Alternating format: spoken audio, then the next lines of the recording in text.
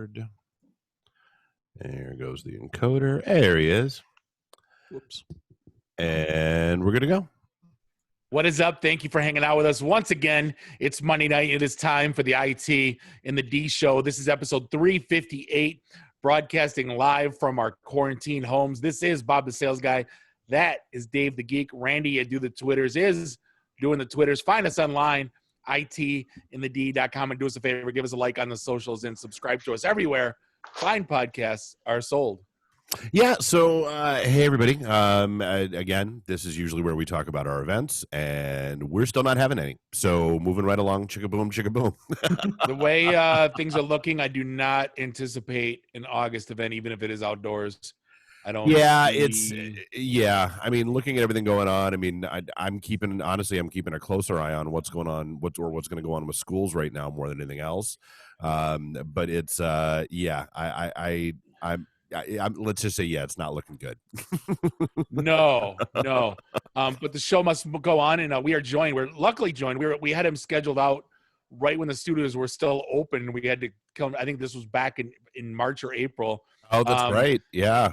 Yeah, and he shot me a note and said, "Hey, you guys still want me on?" I said, "Yeah, it's not a bad time." So we're joined by the illustrious one, Mr. Pat Garrity. How you doing, sir?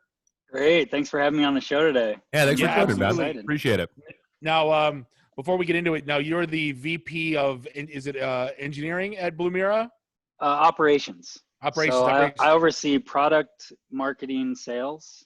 Got it. Do everything, whatever needs to get done.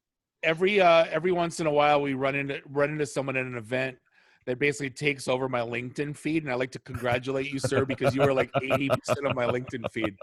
That's great to hear. Hey, it's not. You can attribute that not to me too. Is amazing. She does content marketing for I almost said Duo, but Blue Mira. It's been amazing the work that she does, and also like our security team is creating a ton of the content as well, and trying to make useful stuff for people in the security industry and IT so industry, you're right? just putting it all out there trying to look important and smart is what you're saying. You're not actually creating any of it. You're just I can't, some of it idea wise, pointing people in the right direction, but yeah, the team is truly the ones working on that and publishing some cool stuff and some free tools and whatnot.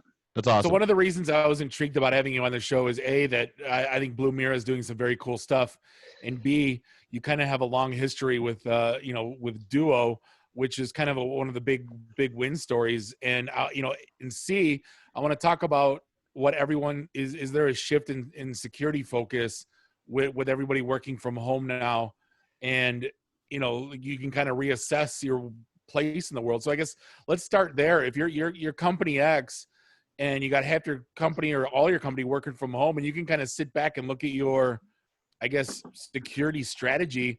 Are you changing right now? Are you simplifying? Are you getting more complex? What's on everybody's mind right now?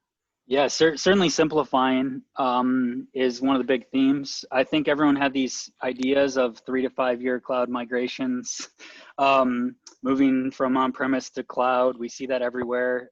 It essentially accelerated adoption of all that. And the reality is, oh man, we didn't have security controls in place on any of those things.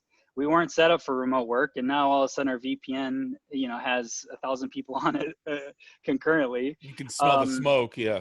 Yeah, so even I look at it's like even a lot of people still don't have two-factor authentication deployed. I mean, as simple as that, very effective control, right? So it's accelerated a ton of the security market that's set up to address a lot of those needs. What's the just real quick, like 2FA? What if somebody wants to jump in? What are you going to look at? You're going to look at Microsoft. You're going to look at Duo. What's that's kind of what's on my top of mind. What's on yours? Yeah. So being former Duo, I could say that I might be a little bit biased, but That's I can fair. tell you, I can tell you as well. Now that I left Duo, I'm using a lot of other products. And what I can tell you is they work effective, but they're not as reliable or user friendly. And so there's some products, I'm not going to name names, that like they're inconsistent in popping your login up. You get frustrated as a user. And so I can with confidence say like Duo by far has user experience down on the MFA side. The other thing I'd say from an access security side is they have some really strong controls around access control as it relates to corporate owned devices and BYOD devices, where now they have an agent that can be installed to posture that device. That's a really important thing to make sure things are up to date, encrypted, and that there's a screen lock, especially when we're talking about someone using their home computer, and making sure it's not Windows XP, because the reality is there's still a lot of people running Windows XP. Yeah, there are. Yeah, those are the things I think of from an access security perspective. And then what's interesting is I spent most of my time on the 2FA side and protection, right? Preventative security measures. The other side is, well, how do we detect someone that bypasses those, which happens everywhere? Yep.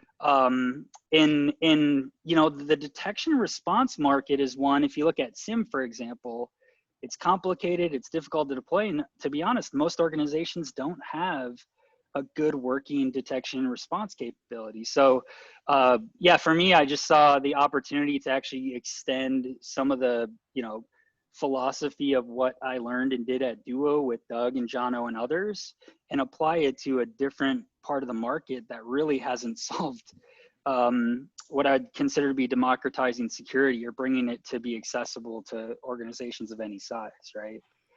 So when go ahead, Dave. I was just going to say, so, I mean, I know Bob touched on this a little bit, but I think that's probably the biggest concern that people have right now, at least from a corporate security perspective, is, okay, we have completely stood everything on its ear, and now you've got, more and more of the workforce working at home. How do you make that shift? I mean, I know there are a lot of companies that were kind of banging their hands and shoes on the table saying, everybody's coming back to the office, and now they're kind of leaning, they're kind of laxing off on that a little bit. You're seeing, the ripple effect of, hey, the commercial real estate market is already starting to feel it a little bit, as businesses are giving up their office space and looking to sell buildings because they don't want them or need them anymore. So I mean, what are the quick hits from a corporate security standpoint as they get pushed into that scramble? Yeah, so first off, I would say from a shift in market perspective, one thing to consider is people's preferences now that they've worked from home is to work from home. Mm-hmm. So work from home is not going away. I'm not going into a office whether there's COVID or not. I'll tell you, maybe I might consider every other week or a few times a week, but yeah, we've proven that out. And another thing is people realize they're more productive working from home, and corporations realize that as well, for good or bad, right? And so there is the aspect of making sure that your people have enough time to take care of themselves, they get offline, all those sorts of things. But yeah, really from a security perspective, it's making sure that they have a secure connection and a secure device are number one. So when I look at that, it's, hey, let's make sure we have certificates in place. We have encryption in place from a connectivity perspective. Like, you shouldn't be RDPing into your company's Windows servers directly, but you know how many people are? But a lot of people are, yep. Yeah, if you have Windows RDP or SMB enabled and it's accessible publicly, like, that's a bad no. That's the number one way ransomware is deployed. And so, yeah, just getting the fundamentals of like making sure that you have secure access, whether it's to a VPN or whether it's to a cloud application, and then layering on number one, user controls and then device controls to make sure you have that. So two-factor authentication, absolutely key. No questions asked. Preferably you use a hardened credential, so something like U2F, FIDO, Web Authn, push-based authentication. Well, right? Just let me take a step back, just for because we do get our demographic isn't always as techie as we think it is. Yep. So for those of you who are watching, listening, whatever, and aren't familiar with two-factor authentication, so that's it can be as simple as, hey, I'm logging into my Facebook account and Facebook shoots me a text message that I then have to, with a code that I then have to enter, that says, okay, yeah, this is me. There are other apps, like the ones that Duo had or that a lot of other places have, where, you try to, log into your Gmail account and an app pops up on your phone and says, hey, is this you? You've already verified that this device is yours, the phone that you're on. Is this you attempting this login on this other device? Yes or no, and you can block it that way. So that's that two-factor authentic. That's what's meant by 2FA or two-factor authentication. Sorry. Yeah. Hey, thanks for telling me. Sometimes I overlook. I've been in this industry a long time. So. Oh, dude, all of us turned into Charlie Brown's teacher at one time. We're all wah wah wah wah wah wah. We all do it. Yep. Yeah, and then when you have like engineering or product teams, right? That's where I'd say hardened credential, which is still doing two-factor, but using something like a physical hardware key that you plug into your laptop, that really can't get stolen and isn't phishable is a key thing. Do those RSA keys? I miss those. Those are on your God. keychain with like the rolling 6 or what was it, the 8 or 9 digit? Yeah. Our RSA is why I went to Duo. I had to deploy it for customers, and it was so difficult. And when I met him at a meetup one day, and he shows me this push-based authentication. Then I go home, and I'm an account executive at that time, and I install it on my Windows computer, and it's done in 5 minutes. Pat, let me ask you a question. This has been driving me nuts. Dave, you can attest to this for probably as long as you've known me. Or as long as MFAs come out. Oh, is this okay? Is this going to be the debit card conversation? Well, yes. Why hasn't Visa and MasterCard enabled MFA? Because how many purchases did you make a day? Maybe 4 or 5, right? And if I'm at the gas station, I'm buying $55. Why can't I get a push note to my phone saying, "Is this you?" Or do you authorize this and say yes? And then you just eliminated the entire credit card stealing industry overnight. Like, why? Yeah. I assume there's somebody smart in those companies that are looking at this shit, but I can't imagine why they're not doing it. Well, I mean, and like you said, we've talked about this on the show before. What do you do if you're in a place where you have no connectivity, or the cell connection's bad, and so you can't get that pop up when you're trying to make the purchase at the grocery store by the hunting cabin up north that has one cell tower every 100 miles. So I mean, there are practical. You don't get your groceries. You bring cash. Oh, but they don't want you to have cash anymore. No point. You see where I'm going with this, though, Pat. Yeah. Oh yeah, and I have a lot of experience in this space. So I moved to Europe for a year, right? And that's what they do. It's chip and pin for everything. Mm-hmm. It's more about government regulation than anything. Number one, the government mandates in Europe because they know that eliminates fraud. The tough thing in the US, right, is like, well, now I got to switch out all my point of sale systems. I got to switch out credit card processing. So naturally the companies push back on it. But I think what we saw with Home Depot and their breach and Target, that was really the start of the shift where it was like, oh wow, this stuff just makes sense, right? Like, well, and at least one of those, I think at least the Target one, didn't they come through the point of sale system? Yeah, they had default. It was default passwords. That was there was one of 2 default passwords. Yeah, a combination of POS, and then I think they originally got in through the OT system, like the HVAC system, into the environment, right? Which is so crazy. Yeah. I mean, that's stuff that nobody even thinks about. Like, hey, yeah, my Nest Cam's on my wireless network, and it might be vulnerable. Who knew? Yep. And that was, in 2012 I joined Duo. That was in 2013, and the CEO got fired. And literally, if you go into Target today and you buy a Target and you get a Target credit card, chip and pin, every single one of them, right? Like, it makes sense. Dave, someone in Wyoming right now is watching you right now through your Nest Cam, just so you know. No, they're not. Well, actually, they're through my Logitech cam, yes, but not through my Nest Cam. Those are at the studios. Someone's always watching you. And that's the funny thing, I don't want to get into a huge political thing about it, but like everybody's all, conspiracy theory about, there's going to be a chip in the vaccine that comes out and all that stuff. And it's, dude, what do you think, what privacy do you think you still have as you're posting your rage on your cell phone that tracks you everywhere you go to Facebook, which not only tracks but sells all the data they have about you everywhere you go? What would that even matter? Like, I like the meme that says, "I hope the chip is a Doritos," because I like those. Exactly, I'm pulling for Doritos. If everybody has to get a chip, I want, and not even Cool Ranch. I want fiery nacho. That's what I want. So I guess talk to me. Why the move to Blue Mira? I guess Duo got bought by Cisco to either fanfare or to booze. You don't have to say which side you were on. I understand. No, I'll talk about it Okay. openly. No, I didn't. Cisco's a great company. What I think is really cool is the acquisition of Duo was a great thing for, I'd say, all the employees. And it opened up a ton of opportunity for everyone. Even myself, right? I got to go lead Cisco Zero Trust, got to go get us landed top right in the quadrant for that at Forrester, their wave stuff. Hey, hold on real quick. Do you hear that? That's the phone ringing. That's your Cisco rep calling because it's the end of July.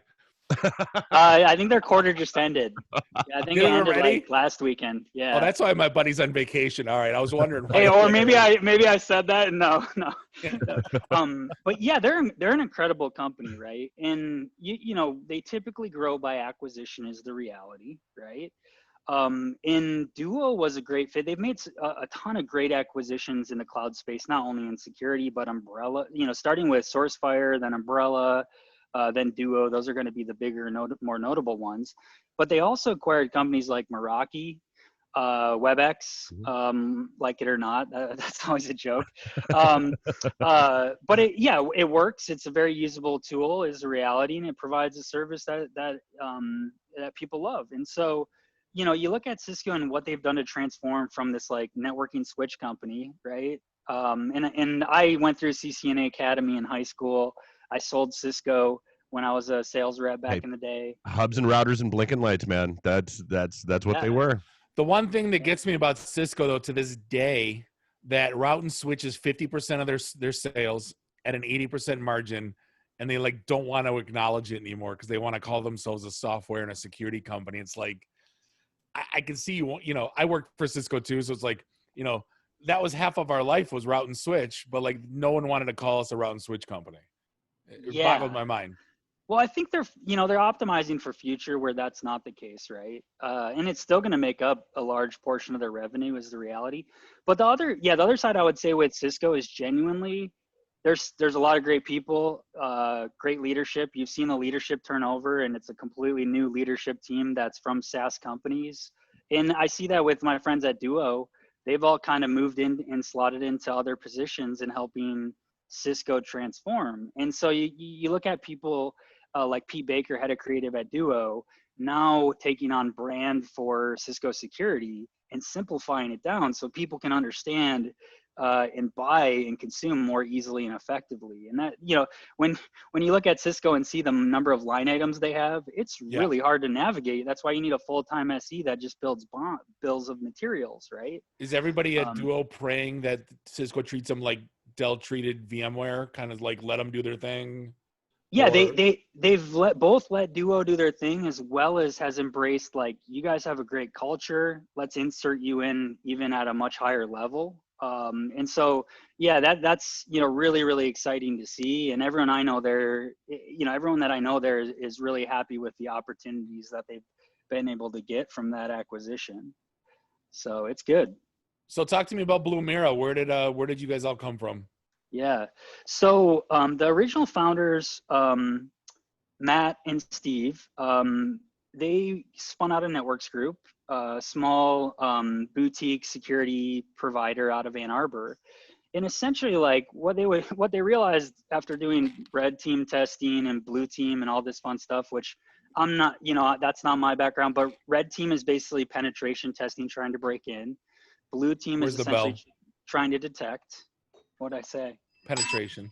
Oh, old joke. Sorry. Oh man.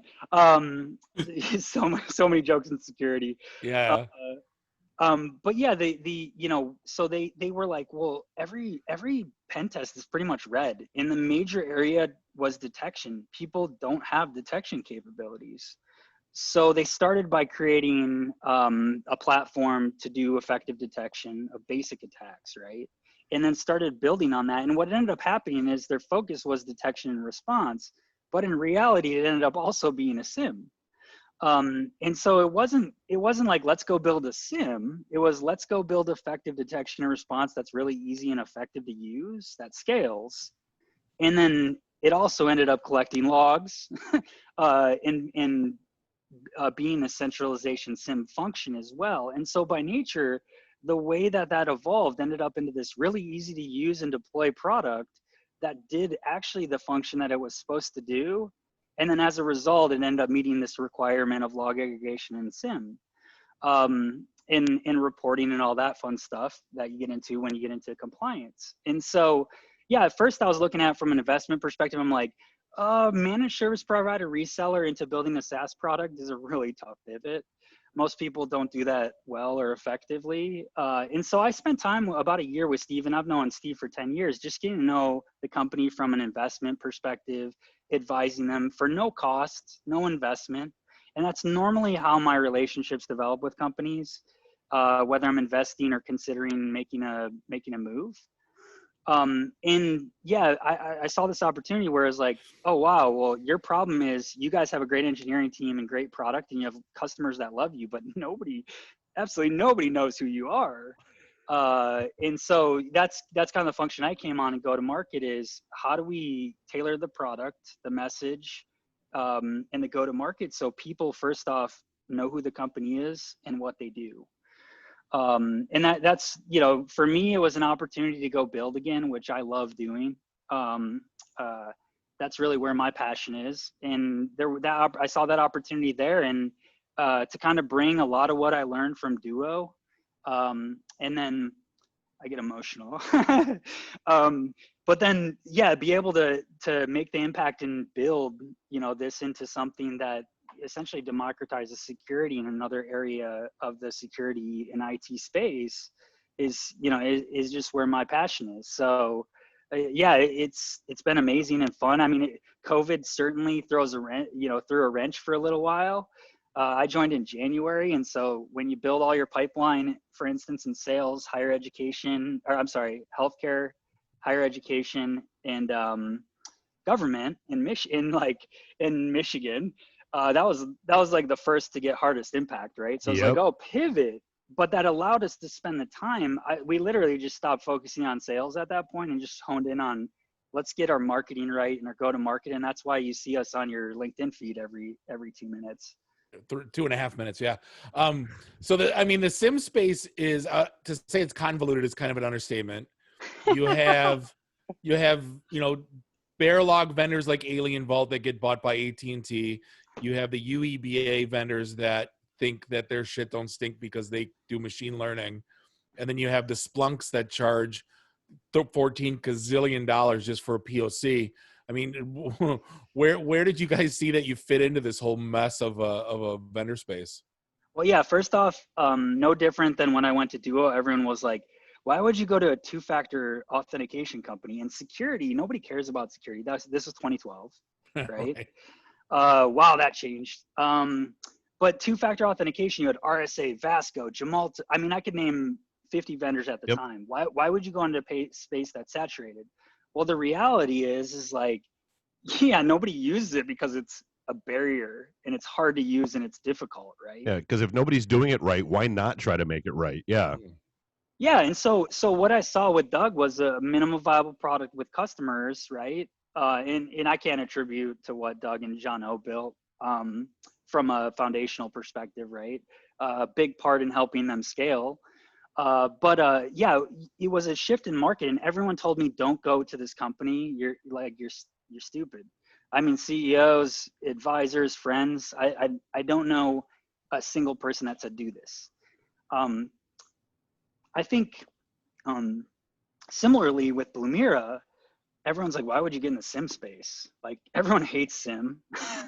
There's 100 different vendors out there. Nobody does it really that well or effectively. And it requires tons of expertise and tons of IT and security resources to deploy it effectively. It's expensive. Yeah, and it's expensive. And so I'm not going to say that some of these products don't work really well, but they only work really well if you have the team resources and expertise to actually get them deployed. And in what I saw in Blumira is, oh, wow, an IT guy that was here for a year, maybe has 2 to 3 years of experience, just deployed in about 4 hours. without any support or help, like that's democratizing security. Oh, and we can deliver it at a cost point that's reasonable. I'm not going to say we're cheaper necessarily. Most SIM products, it is commoditized, but so is two-factor when I joined Duo. And so that's really the play here in joining Blue Mira. In our go-to-market and what we're doing is really helping organizations of any size. And typically our customers, end up in the range between 500 and 2,500 employees. We have some that are more than that, and we have some that are less than that. But yeah, to be able to, in a couple hours, have full detection and response capabilities without having to go to training or hire someone that has expertise, like that's just not something in the market today. Well, and that kind of dovetails in with, the conversation we were getting into a little bit, where it's good that you don't need to try to find somebody with a lot of skills and expertise available because, well, there are none in the market right now. They're all booked.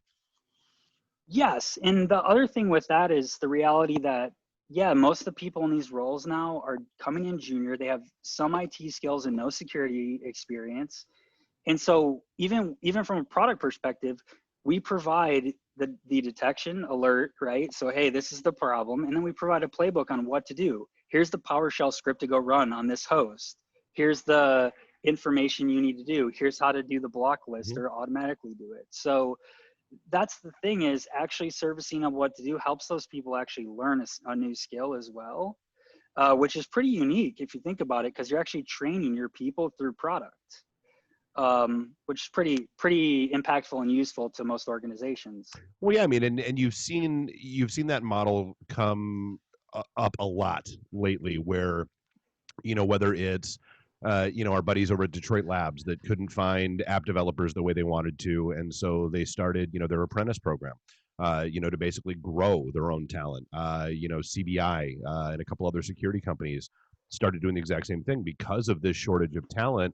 All right, let's just go ahead and start bringing in people that might be green and don't have the skill set, but then we can build them and mold them exactly how we want them to be. Yep. And that's a great approach, because then you also can make them into what you need, right? And you have to reward them over time, right? But it's great. I think also from a people perspective, I'm a big fan of bringing people in with lower skill sets and up leveling them essentially, and molding them into what you need from an organizational perspective. Well, I mean, that's kind of supposed to be your job as an organizational leader. That's what you're supposed to be doing. But most organizations, that's not the case, right? I think, right? So Randy, you're really quiet. This is outside of my wheelhouse for sure. It is. What's your not, wheelhouse? Randy. It is too. What's your wheelhouse? I am more. By my day job is e-learning developer. Okay, so you're a coder. Yeah, and I would say more client and customer support than documentation. Cool. Than You hard. can say technical writer, Randy. That's not a bad thing. Yeah, but when I say technical writer, people think I write like RFPs or specs or things like that, and I write customer documentation. So yeah. Hey, documentation is valuable. The other thing I say to because God knows developers aren't going to write it. Yeah, for sure. Yeah. And the most important thing about that, so I can really appreciate what you do. Like, number one, I got to the company and all their documentation was behind Zendesk. And I'm like, you're immediately creating a barrier to entry, right? Let's get all this on the website and publicly accessible. Number one, it makes it easier for customers to access. Number two, all the benefits of SEO from all your documentation. Yep. So when someone Google searches for something like a Palo Alto SIM, even though one doesn't exist, guess who they find? It's not rocket science, right? So things like that from a tweak, perspective. Technical writing is highly underrated, from my perspective. So how soon before? So everybody realized the word cloud was marketing bullshit about to the cloud. Yeah. Just someone else's computer, right? Someone else's computer. Yeah. Yeah. How soon is Zero Trust going to take that same get that kick to the curb? Because if you look at what Zero Trust is, it's identity access with two-factor authentication. It's really, this isn't rocket science, right? But did we we talked about that, it's the cloud, so it's shared web hosting from the early 90s, right? Right. And going back even further, it's getting time booked on the mainframe. That's all. I kind of laugh because zero trust, depending on who you ask, means 100 different things. Yeah. And when I was building the go-to-market, my joke was like, we might as well just insert the word security, right? That's really what zero trust is it's a modern security model. And so it's applying controls like access control with two-factor authentication. Depending on how deep you get into it, though, some of the things get really complicated, like microsegmentation. It's not, and there's products that are starting to make that a little bit easier, but like, yeah, most organizations I interact with on a daily basis still aren't segmenting their network, let alone doing microsegmentation at an application level, right? Right. I see that face. It's like, what's microsegmentation? And that's kind of the point, is zero trust has all these principles that are pretty complicated and difficult to comprehend or understand what I'm supposed to do. And so it's all about making those things simpler and easy to understand. Well, because we got introduced to it from the guy that invented F5 or that founded F5. Yeah. And then we started seeing, so he built called Tempered Networks. He built a zero trust product. And then we started seeing like Cisco says we got zero trust. And then they say we got zero trust. And all of a sudden it's like everyone just kind of gloms onto that phrase. And it's like, and everyone was doing it different. And then finally it was like, all right, pull the brakes. What the hell is it now? It's all about the enterprise paradigms, Bob. That's what it's all. Synergies. And then Patrick, they pivoted, right? So we got to make fun of Patrick for saying that. You have to pivot. You have to pivot the synergies to change the enterprise paradigms. Yeah. Yeah, and I that's why it's like insert the word security. Yeah, all zero trust is at its core. There's two things. There is real zero trust, and then there's the marketing term zero trust. And essentially, the whole market, if you went to RSA conference or Black Hat, every single booth said the word zero trust on top of it. Yeah. So look, we're differentiating ourselves just like everyone else. Yeah. Great. That's why I used to wear Hawaiian shirts to the punk bar. Although you guys wearing black, you're conformists. I'm the one that's punk rock. See. And fundamentally, like, there are some things you can look up. John Kindervach originally is known as like the founder, or I don't know what you call him, of zero trust. Wendy Nather is a great promoter of zero trust and talks about it in simple terms. Chase Cunningham at Forrester, and Forrester has a framework for zero trust, which is pretty pragmatic. They do a pretty good job. And then Gartner has zero trust for networks, which is a component. Because zero trust came out of Forrester, so there's a little bit of butting heads in regards to analysts as well. But yeah, those are some different resources, like, to learn more about zero trust in general that is pragmatic and more understandable, I'd say. I'm just happy fog computing never took off. As soon as I heard it, I cringed, and I cringed all the way through until I think it's inevitable death. If you never heard it, I take it. No. Is it on the Is it on the blockchain? No.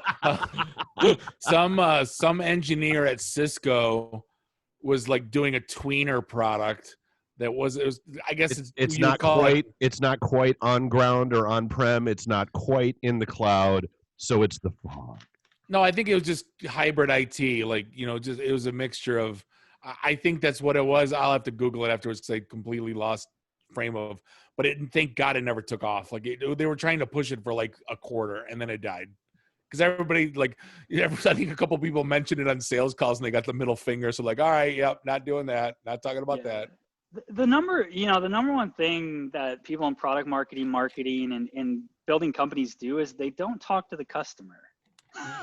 And so they end up building things that don't make sense to them. They end up building technology that doesn't work within their environments. Mm-hmm. It's not rocket science. And they don't talk to sales. They don't talk to the sales guys either. They just look at sales data. Okay, this shit sold. It must have worked. Yeah, and that's one of the keys on why Duo was so successful. And similar at Blumira is like all our engineers and our product teams and our leadership team and sales, like, we're all working together, interacting with customers on calls. And when you get that, when you get that synergy going, is that one of your words? It was like it really changes that dynamic because like the engineering team's like, oh wow, sales actually is valuable to us, you know. And then the other thing I'd say is the power of saying no. You know, I'm acting as SE right now for our sales team in a ton of different roles, right? But we're okay with saying, hey, we don't have integration for you right now. We're going to do that down the road. We'll come back to you, but focus on the customers you know you can drive and help be successful. And that's another thing that more product companies need to do is focus more on what's aligned with what they have today versus just selling stuff that's not on the truck. Yeah, and that was always, everybody got excited about, you know, ooh, this is a, you know, well, the problem was too, you would talk to customers and they want to know your roadmap, right? So as soon as they see something 2024 and they're like, I want that. And you're like, well, shit, that's not on the truck, you know, but then that's what they want. And God knows it would never get delivered in 2024. Yeah, you can have it then, maybe. Right. Yeah. By now, and then you can refresh then. Right. So that's the first thing I do in any conversation about futures. Hey, here's when we plan to deliver, but I can't promise that. Yeah. And at Duo, we there was only one contract we ever signed in the lifetime of the company that was pending on doing a feature, and it was strategic to our business, right? It ended up being our Epic integration, and that's it. Nothing else. And so you know, being able to stand by that and live by that is you know, pretty important principle to building good products. Sure. So what have you been watching during the quarantine? Me and my wife like to watch like trashy reality TV. Nice. Sometimes it's good to, you know, watch other people. Yeah, I'm trying to think of anything else. That's probably things are weird, but at least I'm not them. Right. No, Supermarket Sweep kind of changed my life the last 2 weeks. I am not Joe Exotic. I am not anybody affiliated with him. My life, as weird as my life gets, I'm doing all right. I'm good. Yeah. My hair doesn't look like that Marcy Darcy chick from Supermarket Sweep. You know. Right. I'm not fighting international customs over my 90-day fiance.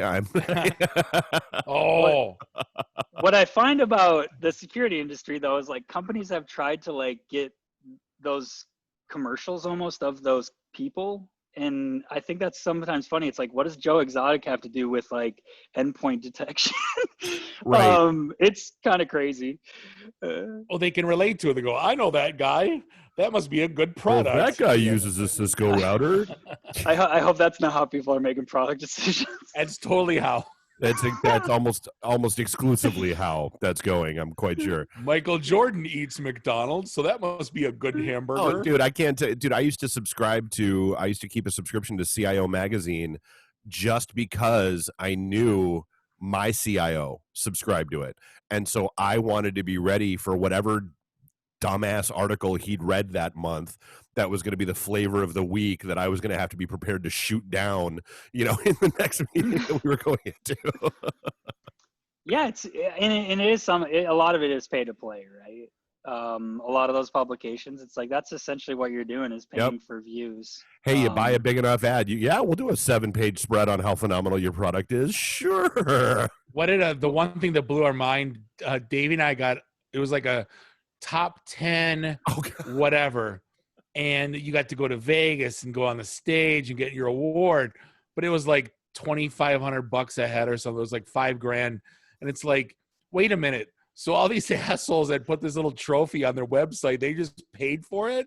Like, and it's like Silicon Valley Review, like these are like magazines you thought were. Did you just get the one on LinkedIn the other day? That I wondered if you got that too, and was I was like, I like the email I got today from the sales guy at one of the magazines. He's like, hey, we're going to do an article on Blue Mira.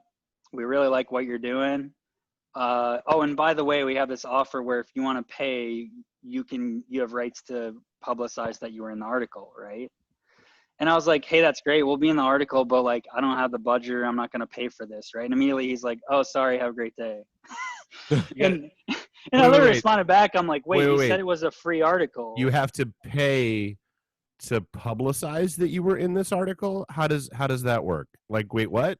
Do you know how many? If people realize how many, I give you the content, and then I have to pay you to tell people that I gave you the GTFO. It's crazy. if you realize that how many publications in town are buy full page ad, I'll write an editorial about your company 3 months later. They all are. I know, exactly. Rhymes with trains. So, I mean, that I was going to make a joke about that earlier, Patrick. Like, you know, how soon before you guys cut the $300,000 check to Gartner to get in their quadrant? Oh, so at Duo, we never did the quadrants. And the reality is you don't really fit, like there is a newer space, I think with one of them, like XDR, which is extended detection and response. That's probably more the area we're in. So you don't fit in, like as a company that's doing something different, you don't fit in quadrant. Old technology fits in quadrant, right? So the desire to be in quadrant necessarily, in a lot of cases, isn't that high at this stage because you're just saying I copied everyone else and I'm not as good as them. It is essentially, and I'm not really innovating. So like, yeah, I think there's a balance, right? Like, yes, do I have, you know, conversations at times? Yes. Actively, yeah, we're not in the pay to play game right now. At later stage, you get into that. When you go raise $100 million. I think people are wise to it, though. I think people are wise to it. I worked for a SaaS vendor that was in the UEBA space, and they were the farthest right, but they weren't top right. So like all their marketing was, you know, and how much did you pay for that? You know what I mean? And everybody would, that's the first thing they say, like, I'm farthest right. They're like, yeah, so what? Everybody pays, you know. Yeah. It held no credence at the customer site. You had to prove out your POC and have a decent price, and then they, you know. What I can tell you is like Chase Cunningham running the Forrester Zero Wave, he runs a legit program, like the best I've seen from an analyst perspective, where he's really getting hands-on and diving in pretty deep. And most analysts' reality is they never get hands-on product, never touch anything. And they have some expertise, but like not necessarily deep hands-on. And so they're not necessarily the best to say what product actually is the most effective either, from my experience as well. That's not reflective of all analysts, but I think a significant part of them, right? Yeah. So I guess let's paint a picture. Who your perfect customer? Obviously, you gave us the seat size, right? 500 seats to 2,500, could be a little bigger, could be a little smaller. Yep. Do they have SOC analysts on site? Are they hiring a third party to monitor the log files? I guess paint me a picture of, you know, are they fed up and overpaying on vendor X, or are they new to this game? Like, is there a perfect vendor or perfect customer? That's a great question. Typically, you know, it's going to be an organization that might have anywhere between 1 and 20 people in IT. And believe me, there's a company that has 150 locations and has 2 people in IT. That's crazy. I don't know how they do it, right? They have IT titles, right? And then we have customers that might have anywhere from 0 to 5 people in IT security, security focused, right? And so, you know, that's really the demographic of where we're playing most. What I see is we're starting to go up market now into these larger customers because the tools are too complicated. They're overwhelming. It's not giving the analysts what they need, and they're spending tons of time tuning and tweaking the existing products. And essentially, like, you know, some of my friends have teams of people that have literally are sitting there, 3 or 4 people responding to false positives all day long. Yeah. And so that's a real reality. So by nature, what's nice and it's organic for us is we're getting pulled into larger size companies that do have SOC, that have a more established or sophisticated SOC, because those people go and leave because they can make a ton more money somewhere else, because that's the security industry. Likely a bigger company or a tech company or something of that nature. And now I don't have anybody to do the work they did before. And the existing tool set doesn't work for the team that they brought on. And so, yeah, that's one interesting thing. And it happened at Duo, where Duo's target market was 0 to 500 when I started. And then we got pulled up to the point where we had 50% of the hospital systems in the US using the product, and every higher education across the US. So yeah, that's, you know, where we fit in right now and where we're best is that 500 to 5,000, in some cases down to even 100 user organizations. And then in some cases into the 5 to 15,000 companies, depending on the environment and need. Cool. Anything else you got for us? Well, if not, we'll cut you loose. But yeah, this has been a great convo. We've been typically just talking about COVID for like the last 3 months, so it's nice to talk about geek stuff again once in a while, you know. Well, yeah, I was laughing because I think earlier you were talking about like the school aspect. Yeah. And I don't know if you know this, my dad's a teacher. Well, you wouldn't know that, but I think the unions are actually going to force the issue and shut down the schools regardless of what they want to do. Teachers don't want to be a sitting duck and put their lives at risk. And not only that, but just liability. Sure. Yep. Yeah. And so I think the reality is like most kids are not going to go back to school. So, enjoy the time with them. I'm trying to plan ahead for winter right now because all the stuff you're going to want when it gets cold is going to be sold out. Mm-hmm. So you probably should start thinking about that now. Toilet paper. Buy all the toilet paper. Well, I'm insulating my garage, putting a heater in, but that's not like heaters are probably going to be out of stock this winter. It would be my guess. Yeah. I am now. That's a huge thing. I mean, like, my niece is a teacher, and I've got a bunch of buddies and friends that are teachers, and as confused and worried and freaked out and feeling uninformed as parents are, don't have any illusions that they are not in the exact same boat, if not worse than you are, because you're worried about your kid or kids and going back to school. They're worried about, how am I going to handle a classroom full of kids? It's so imagine the first week of parent drop off and then times that by about 35 million, and that's what it's going to be like. Well, I've always said hell is an elementary school parking lot. So yeah, there's for the first week. Yeah. No, always. So, Patrick, where can we find you online? Obviously, Patrick Garrity at LinkedIn, and unless you want your hit the unfollow button, unless you want your feed filled with all your stuff. I'm just kidding. Yeah, no, I connect to almost everyone that seems reasonable. Patrick M. Garrity on LinkedIn. You can connect to me. Blumira.com. That's BLUMIRA. Yes, BLUMIRA. Have you guys registered BLUEMEERA? You guys should do that. Oh, there's like 100 different spellings. Oh, you do? This is one of the things when I was looking and coming to the company, I was like, hey, are you guys willing to change the name of the company? And the founders were. However, the reality is like, hey, the name works. It's a combination of Blue Team and Mira, which is vision in Spanish. Mm-hmm. And so the idea is, vision into real threats within your environment. So we decided to roll with it. I'm embracing it, and it's a lot of fun. But yeah, you haven't got to, I think a lot of the domains are already registered from what I've seen, but there's about 100 different variations as well. Oh, for sure. You got to have the .co. It's where it's at. Or the .io these days. Right. Anyway, Patrick, this has been a great convo. We definitely love to have you back in the future, but we definitely appreciate shedding some light on the security industry and about Blumira. So yeah, thanks for appreciate hanging out with us. If you want, we usually hit topics of the week. If you want to hang out, you're more than welcome to chime in. We usually all our pop culture crap and all our stories we read. So you're more than welcome to hang out, or you can drop off and we'll see you on the other side. Yeah, I'll stick around for a little bit. Awesome.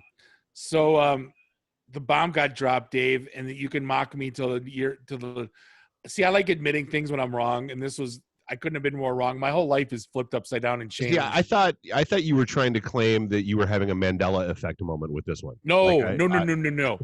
I sat and watched, Randy. I sat and watched Saturday Night Rocky 1, 1976 Rocky. And if you ever sit and watched it today, it's kind of a trash film. It absolutely is. It's garbage. Paulie, it makes no sense. It's kind of weird with Paulie going, "You balling my sister?" It's a weird movie. Take it to the zoo. Yeah, I thought Rocky won at the end, and then he didn't win, and I was like, "What kind of bullshit is this?" Like my whole, literally for my adult life, I thought Rocky won at the end of Rocky 1. Because if he had won, there would be no need for Rocky 2. Bob. I just thought he won the rematch then again. I knew he won too. But like literally, I'm watching this and I'm like, he's just yelling Adrian, and I'm like, wait a minute. Like literally, I was like, and I couldn't go to bed for like another hour after that until like 3 a.m. because I was freaking dumbfounded about that stupid movie. Now I'm gonna get mocked for the rest of my life about that one. That and Godfather. I mean, that was a damn shame that you made it as old as you did and had never seen The Godfather. I mean, I still don't understand how you made that work. So if it wasn't for what's going on, I think in Portland and Seattle and Chicago and Baltimore, the whole news would be freaking out about UFOs. If you're looking for it, it's UFO galore. Like they have the one is the G.I. Joe cube that keeps going in and out of the sun. So yeah, the Borg that are apparently coming at us. They're coming, yeah, and I'm still half convinced that's like a burnt out pixel in one of the telescopes that's pointed out it. But I mean, it's a better story if it's the Borg coming to get us, because you know what? At this point in 2020, why the hell not? Because I mean, if you look at the photos and the way they look, I mean, it looks like the Borg cube coming out of the sun, and they said it's what 350 something times bigger than the Earth. And I'm gonna lose my geek cred. What is I didn't Google the Borg.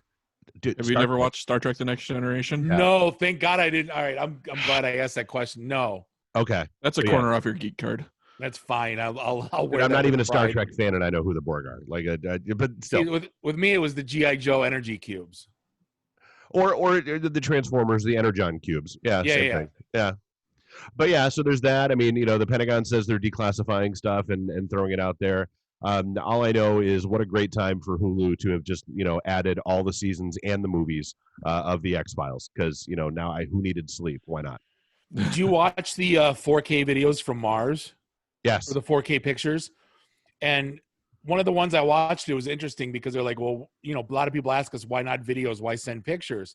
It's like, for one, because we can only transmit in 32K, and we can only transmit 2 megabit per second, like for 2 hours a day or something when it lines up properly.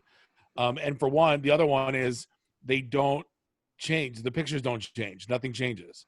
So like what the video wouldn't matter because the picture is the same. Right. Well, so, and it's funny because now I'm envisioning a whole bunch of nerds at like Mission Control and NASA, kind of like us on like a 1989 dial-up, waiting for like Pamela Anderson's boob to load. Like that's kind of ASCII. Well, the funny thing is they showed the 2 dead rovers. One of them fell into like a sand trap and got stuck and died. Yeah. And then the other one got hit with like a sandstorm and literally froze to death. And so they're showing like the carcass of these rovers and like taking pictures of it.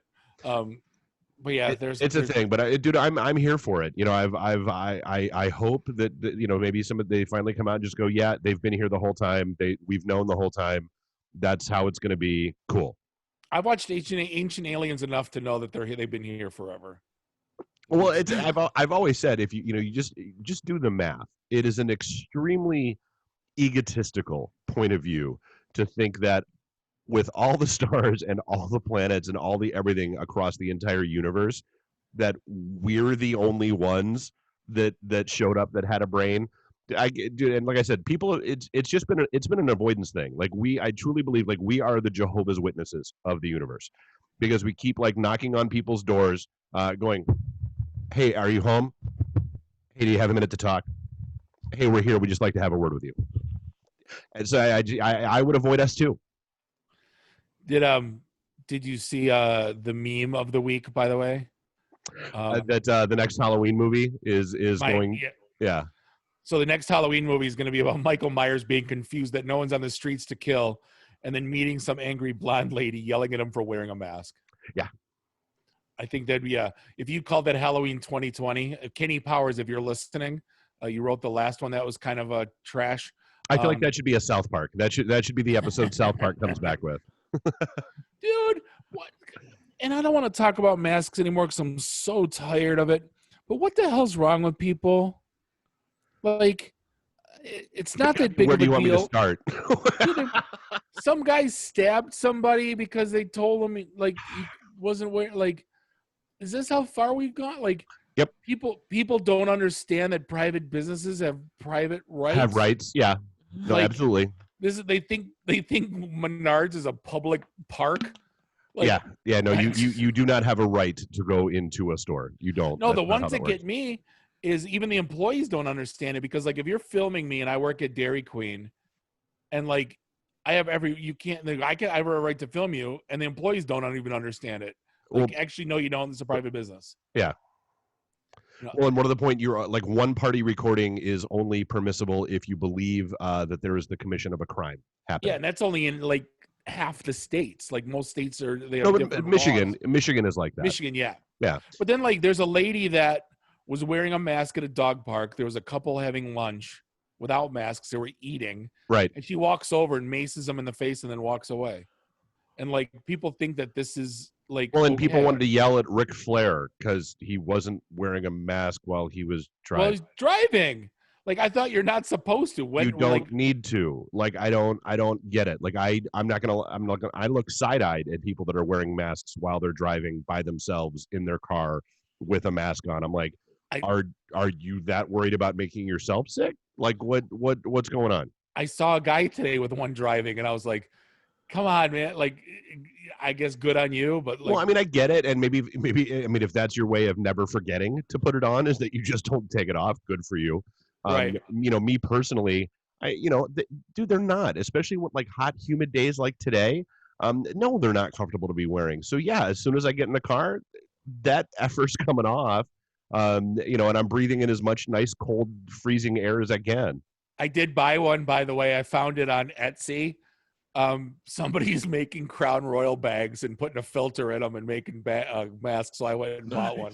Oh, dude, that started the bartending memes page. Somebody was selling those like the second week of March.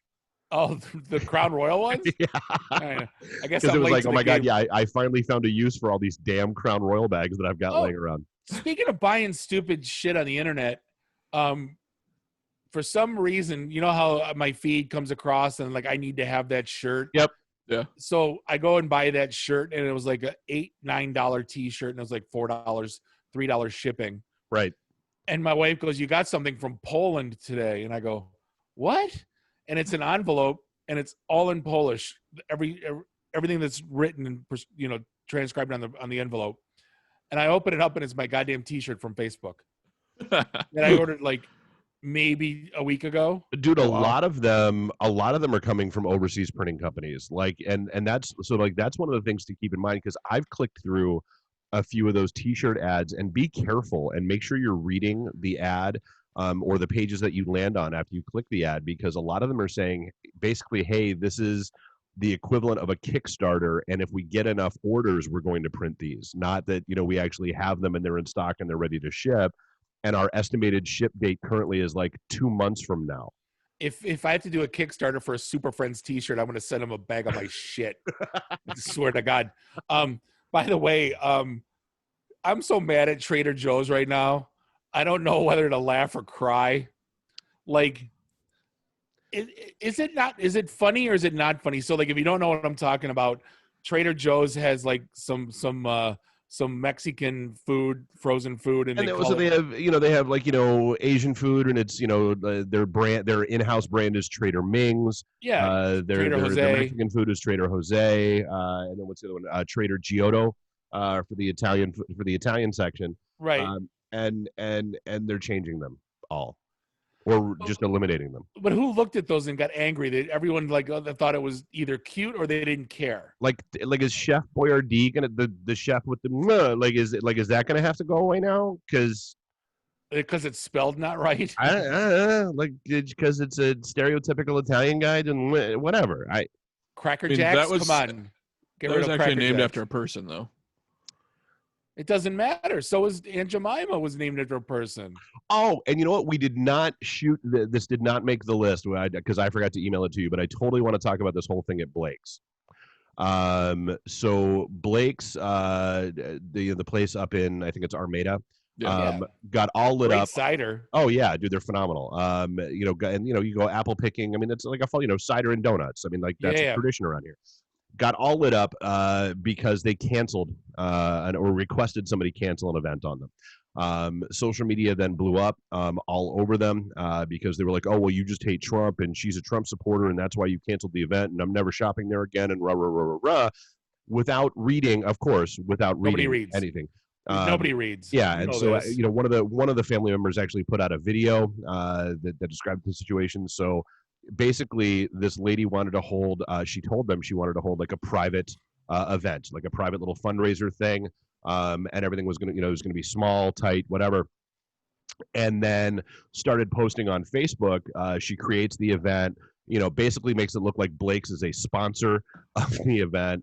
And announces that it's going to be a public rally with speakers, and it's going to be this, that, and the other thing. And so, no, Blake's didn't cancel the event because it was a Republican holding the event. Blake's canceled the event because you told them you were having a small event and then announced that you were having a huge event, and that is not something Blake's is comfortable supporting or hosting at this time. I honestly hope people read and realize that was the story, because obviously, I'm to the point in my life now where I'm looking at 8 different sources, but before I even make an emotional judgment on it. Well, it's like the analogy that I gave somebody. I'm like, look, dude, like we're currently because we do we've got a couple of the studios open now, and I said if I tell somebody and they agree that hey, there's the capacity in the studios right now is 4, period, end of story. Anything above that, you're bringing people in via Zoom, and it is what it is. And then I start seeing posts on Facebook from them about how they're bringing groupies and they're going to fill the studio, and it's going to guess who's not going to have a place to record? Dude, it was guys that brought the drums in that one time. I'm just talking about it because you guys are anti jam band. We're anti-music, man. But no, I honestly, with the situation the way it is, I can't blame Blake's in the least for not wanting a large gathering of people at their facility with all the stuff going on right now. Hell no. No, I hope honestly they're good business. They make good product. I hope that they people read and understand that what the truth was. Dave, I heard you went on a road trip to Houston last week? To Houston? Yeah, for the drive-through strip club. Oh, I was trying to remember which story that was. Dude, I loved the photos. No, the photo's the worst. So I gotta paint this picture. So it's not even like a drive-through, like when you go to like Ohio, it's the alley outside the strip club. Yeah. It's so imagine. So picture this: you have pipe and drape. I don't even know if it's pipe and drape or if it's just like vinyl that they wrapped, and then you have bike fence, which is like the barricading. Yeah, the bike racks. Go to, a parade. And then they have like this girl's like leaning over the bike rack, like that's sexy as hell. And you have cars driving. And there was just a dude sitting there in his car, like eating a thing of nachos, watching. This is where we've got. Like, I'm sorry. Like, are you not aware of the internet? Like, do you not know? Have you never heard of camming? Like, did you not? I'm floored that was actually going on. It's so stupid. I mean, honestly, look at and this might seem like a gimmick, but it's a serious business. More power to you. And I'm sorry, that is not, dude, my favorite story of the week. And I absolutely, this is the moron. A lady goes to rentahitman.com because she's angry with her ex-husband. And fills out the little contact form. That's a real site with a real form. Yes. Oh yeah, no. This is no joke. And so goes to rentahitman.com, fills out the form that she'd like some help solving the problem that she has with her ex-husband. So the person running the website basically just takes the form and gives it to the Michigan State Police. $5,000. That's all she offered. Well, no, but wait, there's more. So the contact form gets routed to the Michigan State Police. Michigan State Police set up an undercover sting, have somebody meet her pretending to be a hitman. She offers $5,000 to have her ex-husband killed, and of course, he immediately gets taken into custody. People do not. No, like I can't even fathom the logic that went through somebody's head that thinks that rentahitman.com was an actual thing to hire somebody to kill people. Rent a hitman. The fact that like what's next? Like, buy, like, oh yeah, wait, that's already Wayfair. I was gonna say buyakid.com. Nice. No, that's I'm almost mad at the police departments for not set that site up directly, although I guess that might be entrapment if they do it. But like that's almost like the security equivalent of a honeypot. Like just like leaving a system out there that that somebody's going to be able to get into just so you can catch them and do whatever you want with them. That was to catch a predator. Like, I'm 13. That's okay. Come on over. Okay. Why don't you have a seat? Yeah, exactly. I during early COVID, I was thinking of April Fools, right? And the joke I came up with is everyone wanted a Switch, including I really wanted a Switch and I couldn't get one unless I paid like $700, right? And so I'm like, I'm going to create a website called getaswitch.com. I literally created the site, right? And then like once you click a button to go to shop, and add it to the cart, it's basically like April Fools. No. I only used my social channels, and I was like, hey, I just got a Switch here, everybody. Check it out. Send it out on Twitter, Amazon, or Facebook, and LinkedIn. How many people wanted to kill you? 400 people opened it up. And of that, I think 225 added to cart. That's hilarious. Yeah, I think the reality is like when I was about to launch, I was like, oh shoot, I just realized I'm running a big phishing campaign. Yeah, basically, yeah. I mean, that's all it really was. And out of those 220, 47 of them went to rentahitman.com. Right. Well, I guess this website has apparently stopped something like 130 plus murders because people are using it to try and get a hit. When you think people are stupid, then you find out that. Hey, there's still people that think COVID isn't real. So did you see the guy that went to the Detroit casino and he did like the Johnny Knoxville old man costume with the mask? Dude, I out with love $100,000. That was amazing. He basically he looks like more like Spike Jonze than Johnny Knoxville. Have you ever seen Bad Grandpa or any of the Jackass movies? What the hell was he doing? He was basically targeting people enrolled in the VIP program. And stealing their credentials and getting in. And because he was wearing a mask, he just nobody questions the old guy, sitting there. Sort of like the story we talked about last week with all the kids that are spray painting their hair gray or putting on grandma or grandpa masks and walking in, putting a mask on. And walking in and buying booze because who's going to check ID on somebody that looks like they're 65, 70 years old? See, if I'm going to do that, my ass is driving straight home.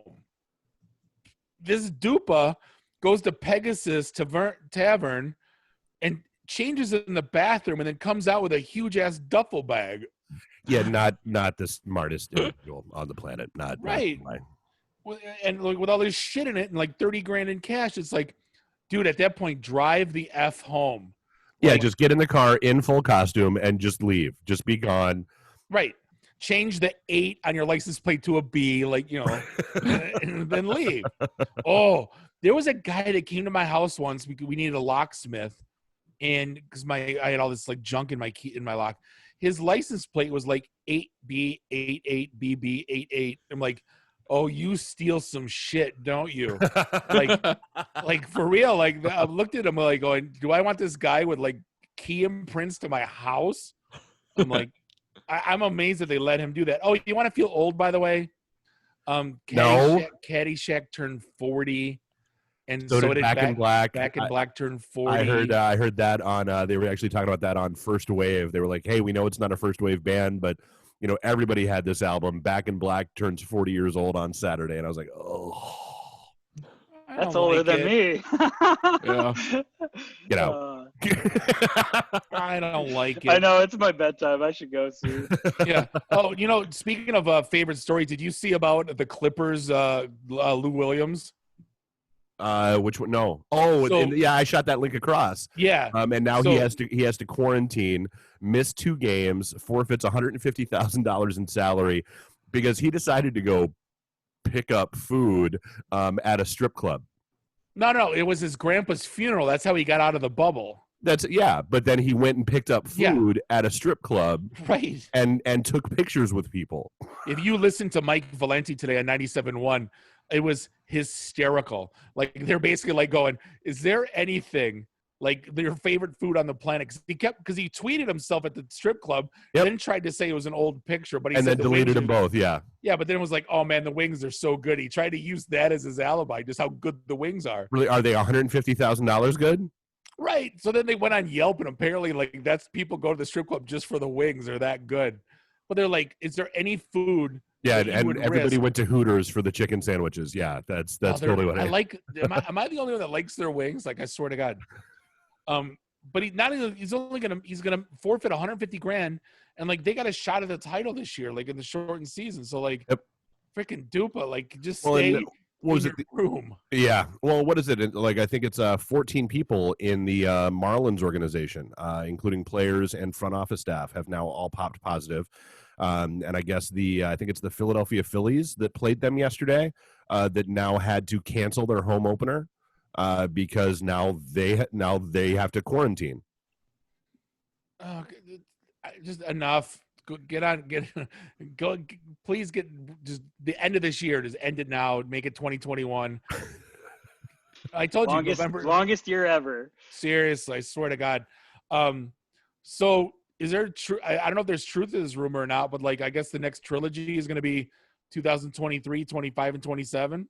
Right. Well, and it's weird because it's coming at a time when, this story is coming at a time where you're seeing a lot of rumblings and rumors about unrest within Disney and Lucasfilm about Star Wars. There's a lot of rumors that are like, that, Kathy Kennedy might be on her way out. I thought she already got out. Fingers crossed. Well, and, and let's be honest. I mean, at this point, I think Favreau and Filoni have kind of the keys, have earned the right to hold those keys. And, I think they've proven themselves with Mandalorian that, and well, God knows Favreau did it with Marvel. He's proven that he knows how to oversee an arc of a series and make it work. So honestly, my hope, if it's another trilogy, I hope they go way back. Like, I hope it's Old Republic stuff. I hope it's, maybe gets into the, the Darth Plagueis, and the rise of the Sith and all that stuff.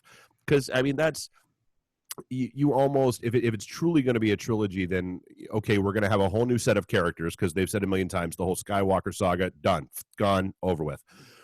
So I don't see it being a continuation following, Rey or anybody else. You've got the news that hit last week that they're bringing Glover back to do a Han Solo series on Disney Plus. Was that with the Kenobi one, or is that? No, they're doing a Han Solo series. Oh, excuse me, a Lando series. Sorry, forgive me, Lando. And so so don't keep going in that space. That beyond, go back and get creative with some of the history and do some of the stuff that. So I mean, I who knows? I mean, they may just pick it up where it left off and do whatever the hell they want to do. That's whatever they're selling, I'm buying. Because we're all going to be there, asses in seats for the very first showing and drooling all over ourselves. We absolutely will. And then Jamie's gonna bitch about it, and we're gonna tell him to to shut up. Yeah, exactly. What else is going on? I'm looking at. So one of the you were just talking about masks, and I will say this. So I mentioned we've the got Rocky Dennis movie. We the old 90s cartoon.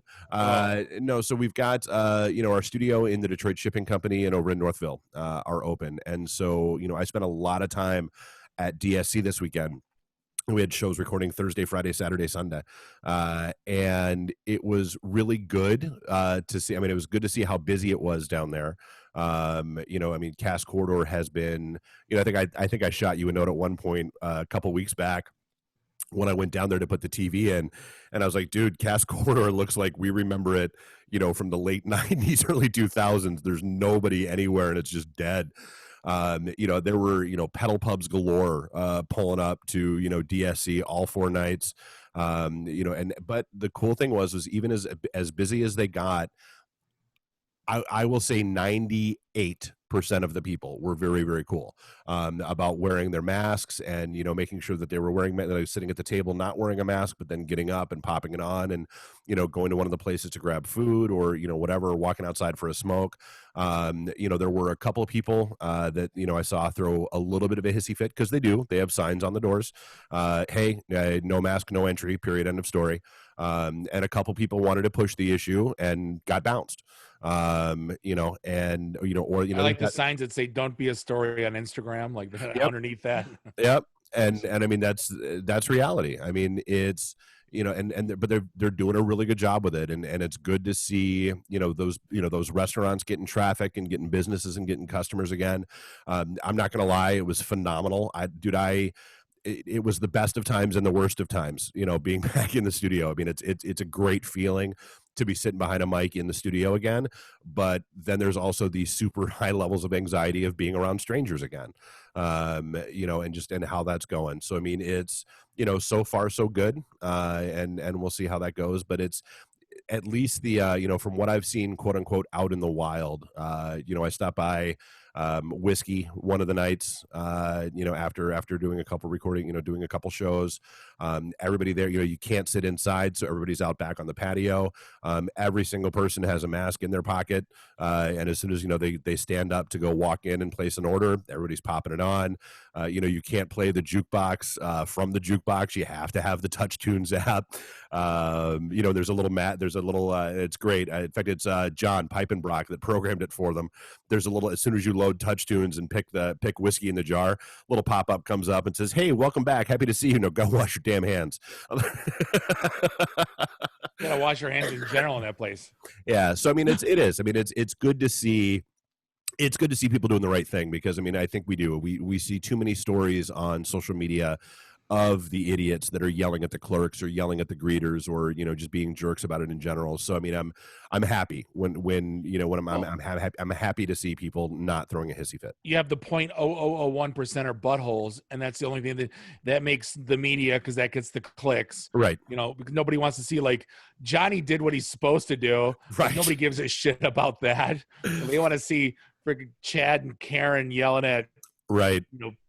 By the way, did you see the most amazing? This is the best title of a news article in 2020, hands down. I think this one wins. Man steals massive dildo from sex shop and he's still at large. Dude, they had to say still at large. I think it's phenomenal. So it was a shop in Vegas, if I recall correctly, right? Yep. He's a mask thief, so he was proper. And he's wearing his mask. It is 3 feet tall. It is 40 pounds. Like, that's a rather large object. I want to know, when did it get to the point where, like, no bigger, and then, okay, stop. Okay, that's as big as it can possibly be. No, and there's video footage of it too, which is hilarious. Which is phenomenal, because he literally just walks in the store, picks it up, and walks out of the store with it, just carrying it on his shoulder. Yeah, is this, like, remember when, like, it was all the rage to try to steal one of the big boy statues, or stealing road signs and that kind of stuff. Like, is this just something that I have to know, like, was the guy drunk? Was he on something? Was this a dare? So casual too. All he gets. Dude, yeah, it's not like he's not furtive about it at all. Like, he's not, like, looking around. Like, dude just, like, strolls in, throws this giant wang over his shoulder, and strolls right back out. This reminds me of when we were in our early 20s and Magic Mike, we were at Old Shillelagh and it's 2 a.m. and we go back to our car and he goes, "Shit, how's this going to fit?" And we look back and he took one of the chairs and he took it home, like one of the lower chairs. He just, like, on his way out, just grabbed it and walked out with it. But, like, apparently this thing retails for $1,250 at this shop. So I believe that makes this a felony theft, because it's over $1,000 in value. And he goes, of course, the last line is, "If the crook gets caught, he'll surely be subject to the penal code." Thank you. That will be here all week. But so I guess just we don't normally talk a whole lot of sports, but so let me get this straight. Dan Snyder and his board of directors and all the people for the Washington Redskins have been holding very, very, very high level, in depth, like around the clock meetings, because they finally acknowledged that the name Redskins is offensive and they should change the team name. So they had like 10 days worth of meetings, and at the end of that 10 days, the best they could come up with is, you know what, guys, we're going to call ourselves the Washington Football Team this year. That's the best meme is like the cartoon monkey with the sideways eyes or whatever. Yeah, it's the one that goes, It's like, wow, what a lazy group of people. That's a stupid name. What a stupid logo. And then Cleveland Browns be like, like Washington football team. I go, was that a joke? I go, I thought it was like a Barstool Sports joke. I'm like, no, it's real. No, it's real. And I mean, but here's the thing, like, so how much, and again, like there's the cynical conspiracy theorist in me that's like, okay, how much of this is just to sell a shit ton of merchandise for a single year before they become the DC Hogs the next year, right? They're because it's there'll be collector's items. That was the year the team was forced to change, and it's going to be this, that, and the other thing. I don't know. Did they try to go the soccer tip like Detroit City Football Club? Like, did they try to think that was being like inventive? I don't know. Like, I mean, New York is always, it's the New York Football Giants. It's not the New York Giants. That's Berman. That's not them. No, that's always been, their announcers have always done that too. Yeah. So I mean, little people have been protesting, by the way, outside of a Giant stadium for months now. I heard. Oh, I'm sorry. I said little people have been protesting. Oh, I thought it'd be really tall people that were protesting against the Giants because it's well, and then I guess I do love what a couple of stadiums have done, and again, you gotta love the the necessity is breeds invention and all that kind of stuff.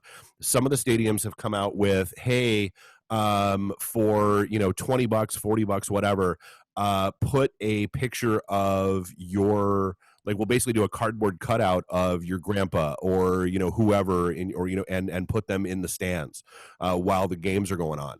Dodgers Stadium did that, yeah. And I think that was really, really cool. And rumor has it 40 of them tested positive already for COVID. So. Yeah, I saw the one that had Miguel Cabrera was one of them that was sitting in the front row. But no, I think that's what I hate more than anything. I hate it more than anything. Soccer's doing it too because I'm watching MLS now. I'm finally feeling like a normal human being watching all this baseball. I'm watching whatever I get my hands on, I'm watching it. The freaking Zoom pictures of like me, and they put it on the scoreboard, and it's me going, yay. I think I bitched about it last week. I'm going to bitch about it again. I don't care. It needs to stop. Knock it off. I mean, I just want to know what that process is. Like, are they hooking into like a Zoom call that the team organizes, and then they're picking people at random and throwing? It started with the NFL draft, and I hated it then, and I hate it now. Even though it doesn't make it any better. Like, cause like who asked me? Did my wife ask me? She goes, "Are you going to download the app to like boo and cheer?" And I go, "They're not doing. They're not doing that."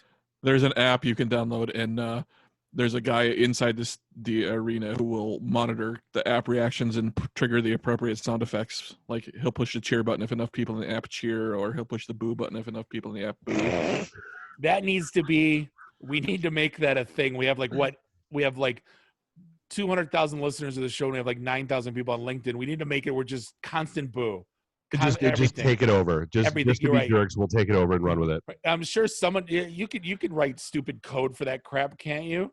Yeah. Once again, you're welcome, Chris Osgood. What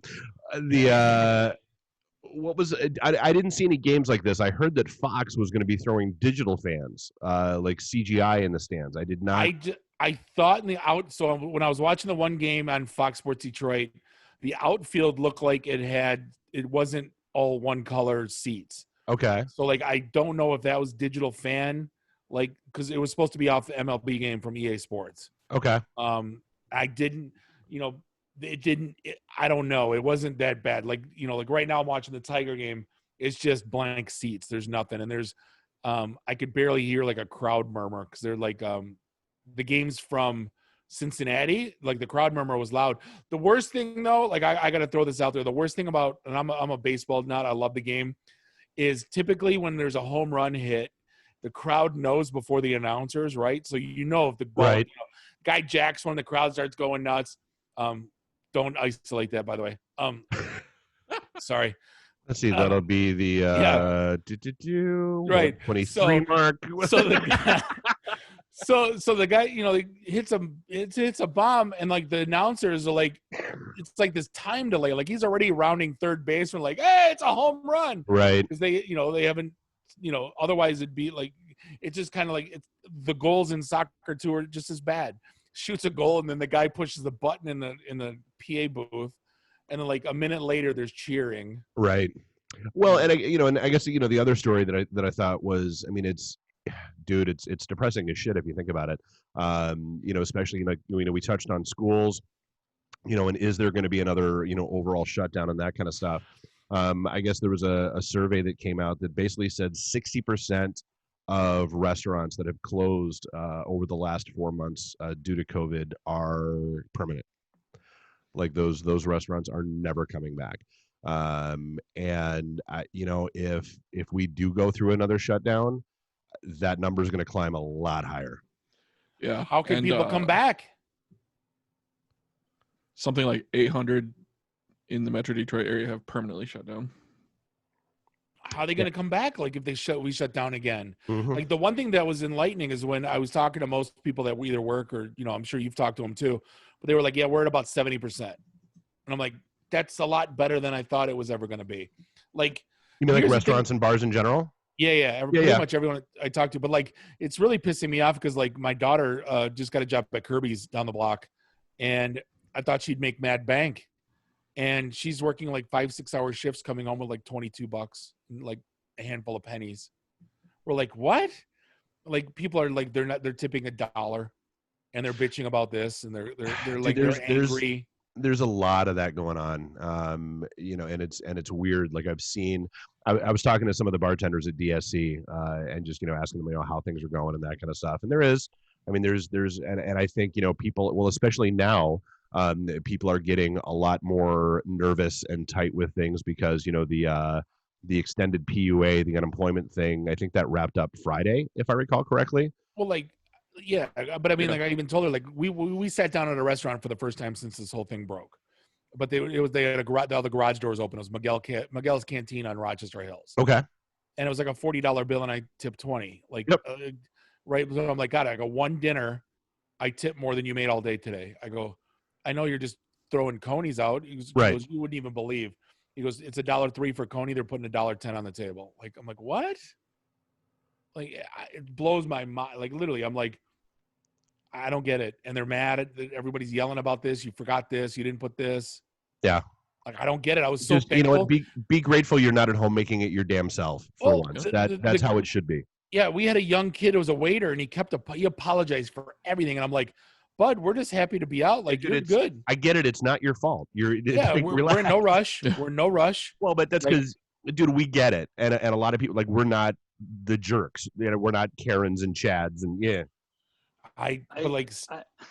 One thing I'd say here is I think, too, the aspect of, like, and sorry if I'm getting too serious, but, yeah, you do look at, it's like, my babysitter, who we use, got laid off. She's now getting paid twice as much by the government. Right. And that's getting cut off now. But it's like, yeah, people are spending not within their means, based on more income coming in, right? Yeah. And so we're probably just going to see it more as that additional money stops, because I think the aspect of people on the lower scale of paid, there's less access to jobs now as well with these restaurants, right? Well, not that I had a handyman to the house, and he's like, whatever you want, it's going to cost double because I can't get guys off their couch while they're getting paid. Yep. Yeah. And I was like, come on. It's created this dynamic in the workforce that's really tough, and I think the challenge is they need to come back to work because the same money is not going to be there. Yeah. But yeah, it's a weird dynamic right now in the workforce. Well, that article said as of July 10th, there was 26,000 restaurants are closed. Yeah. And people. So I still eat out, but I get delivery, right? And so I kind of recommend, like, you give them a $20 tip, right? One of the things I don't understand is, like, a lot of restaurants, when this first happened, they like switched to carry out, but now that they can do dine again, they stopped doing their carry out. Like, keep doing the carry out because not everybody's going to be comfortable dining in. Margins. It's all about money. Putting those boxes together. That was the best thing those places did, was like a family of 4, $40. Their own version of Blue Apron and HelloFresh. Yeah. Have you heard of the cloud kitchens and what they're doing there? Yeah. Yep. Yeah. I mean, we've talked about it a few times on the show. Yeah, it's pretty cool. I mean, but it completely changes the restaurant industry, right? Yeah, I got Chili's. Ghost kitchens. What you usually hear them as, yeah. Yeah, I got Chili's wings like 3 weeks ago. We talked about it because it's called It's Just Wings. And I'm like, then it ended up coming from Chili's after I Googled it. I'm like, God bless it. Well, no, but I mean, to your point though, Pat. I mean, Patrick, that's a real thing. I mean, as these restaurant closures become permanent, there aren't those jobs for people to go back to. That are looking to come back off unemployment and that kind of stuff. And it's going to get weird. I mean, it's you couple that with. And like I said, I fully expect the bottom is going to fall out of the commercial real estate market, within the next 6 months, as you're seeing more and more companies that are realizing they don't need an office building, they don't need office space. Can you still say hashtag learn to code, or is that bad? Yeah. Depends on who you say it to, Bob. That's apparently the all right. Crazy moment of the week, and it's getting crazy when you're on a Zoom call with a prospective customer and they pull out an MP5 fully loaded. I was like, whoa, and I'm on a Zoom call, right? Like, when did that become acceptable or normal? Yikes. Yeah, that's a sign of I think people have a little bit too much time in their house. I had a Glock on my desk for a while. Like, it's a thing. Hey, I'm not judging. I'm just saying, like, whoa, you got me. Yeah, wasn't quite expecting that on the call. Thank you. Yeah. There's a guy that worked with me at the last job, where like every time he came back on Monday, he showed videos of whatever he assassinated over the weekend, the milk jugs and the tool sheds and with whatever arsenal he had. And I'm like, man, when the shit goes down, I'm coming over to your house, bro. Like, we're good, right? We're good. All right, it's my bedtime. I'm gonna go. Hey, it's been great. Thanks for hanging out, man. Awesome. Thanks, Patrick. We appreciate it. We'll put all your details on the post show, and then thanks for all the insight. We appreciate you. Yeah, anytime. Take care. Yeah. Have a good rest of the week, man. So, Dave, what's your thoughts on some states are talking about stopping booze sales at 10 o'clock because, 10 o'clock, no COVID, 10:01 COVID. I don't get it. Well, so I understand some of the rationale behind it, where it's kind of like, beer, COVID, beer with side of fries, not COVID. Right. People are less likely to be ordering food, after 10 p.m. unless it's the, 1, 2 a.m. Lafayette trip after you've been drinking. Well, I love how, did you hear like what Como said? He's like, a 6-piece wing's not going to cut it. We're like, wait a minute. Well, because you saw where a lot of people like food. Dude, a lot of people started adding. They were literally calling them like Como chips and Como fries and Como this, and it was like you could buy like 2 wings for $1, or I think like some of there were like 13 French fries for $1, like just dumb shit. And it makes about as much sense as everything else. Yeah, exactly. But I mean, it's I get it, because I mean the whole point, the thing they're trying to get to, and I've seen it. You get enough drinks in you without food, and you get a little less careful, you get a little bit less cautious, and suddenly you're throwing your arms around people and saying hey and hugging and all that kind of stuff, and that's where your danger points are. They were showing on Fox Sports, they were showing like Nemo's and Tin Roof and all that, and like basically they were ghost towns. I was like, were there people actually there? There was like Nemo's. They didn't show the patio. They showed inside. I think they showed 4 patrons. There was like 2 people at the one bar stools, and then like 6 feet, and then 2 people at those bar stools, and that was it. Tin Roof's got the whole beer garden thing, so like there was people there, but not a lot. Maybe a dozen. Well, I mean, DSC. I mean, so they've been, they're closed on Mondays, Tuesdays now. And they didn't even, it's not like they changed gears and opened up for today, because why bother? It wouldn't have been worth it. Yeah. The stupid texts I get in my life, I swear to God, the Kentucky Fried Chicken Crocs are coming out on 7/28, 2020, end of July. So literally it's Crocs that look like fried chicken. Yeah. And I'll be the idiot that has to buy them. Of course. Why not? There's no doubt in my mind. Yeah. What do you think about Slack going after Microsoft Teams? I think it's funny. Like, what has Slack added since Teams came out? Nothing. Like, they changed the layout a little bit. Well, they're whining. They're whining about like, oh, Teams is eating our lunch, and it's like everybody's moving to Teams. and Teams is adding functionality by the day. Just they're listening to their customers. So here's the paradigm that's going on in the world. If you're a G Suite in a Slack shop, somehow you're techie and you're cool, and if you're a Teams in a O365 shop, you're old and curmudgeoned. Yeah. Which I don't really get. The whole corporate G Suite's just not there yet. It's just garbage. Yeah, it's not even. When I get like G Suite invitations for like meetings, like it's trash. It does zero. You'd think G Suite would be like, okay, cool, we're gonna do Outlook integration better than anyone, right? And we're gonna make a cleaner interface, and it's not. It's trash. And Slack hasn't done shit. Right, you're right. So Teams is such a great tool at this point. Yeah. VoIP is a little screwed up right now. Like you can't deploy VoIP perfectly, but once they nail that, it's gonna be money. Yeah, and the whole antitrust thing, like, I don't understand, because this functionality already exists in the Office 365 environment. They're just consolidating Skype and SharePoint basically into a new app called Teams. Yeah, and they're killing Skype. Yeah, they're bringing in the functionality. Thank God. One of the big things that Teams couldn't do was you couldn't segment and firewall within the app. So like if you had situations like where mortgage brokers can't talk to underwriters, right? Because it's ethics codes violations. You couldn't do that in Teams. So that's why we couldn't even roll it out. Gotcha. Once they started that, they were like, let's go. Yeah. But yeah, Slack, Slack's that cute tool that like you download on your phone once, and then you have a rep calling you for a year. And and that's exactly what happened. So did you catch the Amazon story about the? That's shady. Yeah. So Amazon basically put out that they were going to be venture capital. They were going to like back a whole lot of startups. But now there are a whole bunch of lawsuits being filed because essentially what happened is a lot of these companies came in and did their pitch, and Amazon just went ahead and took those ideas and built their own products. Did they see? Here's what the first thing I thought is that usually you have to sign something, like some sort of a waiver. Did they? But they, obviously you're not signing over your intellectual property, but right. They sign like you're not protected, and and then they changed one word or one letter. Right in the code, and like, oh no, that's not yours. We made it. Dun dun dun dun dun dun dun. Yeah. Technically, no, mine goes dun dun dun dun dun dun dun. Right. But that's shit.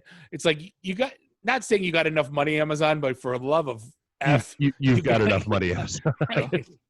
Yeah, let Bezos let other people have some. It's okay. You don't need it all. Give them the money. Let them do the work. Make them use AWS. And then win-win. And then buy them and let it become an Amazon product. Right, yeah. Right. Yeah, don't be a jerk about it. All right. I think that pulls us through everything. Awesome. There's the AT&T shadiness. Oh, yeah. So super scummy. In the middle of the pandemic, AT&T sends out an email telling customers their phones are going to stop working and they should buy a new one. Sales are down. What can we do? Except the reason their phones are stopped working isn't going to happen until 2022. They forgot to put the date in the email. Of course they did. Yeah. I don't know. Their cell service is trash in Michigan anyway. It's only good if you're in Texas. Otherwise, I don't know why people have it up here. Yeah. So, all right. Well, I think that's about it. Bob, want to take us out? Yeah. Hey, we're going to wrap things up with this episode 358 of the IT and the D Show. We definitely like to thank Pat Garrity from Blue Mira for having, actually he's a pretty cool guy. It was a good chat. Yeah, absolutely. Love to have him back in the future. On behalf of Bob, Dave, and Randy, do us all a favor. Drink up your drinks. Get your phone numbers. You don't got to go home. You just got to get the hell out of here. See you next week. Be safe. Beat it. See you guys. Peace. Peace.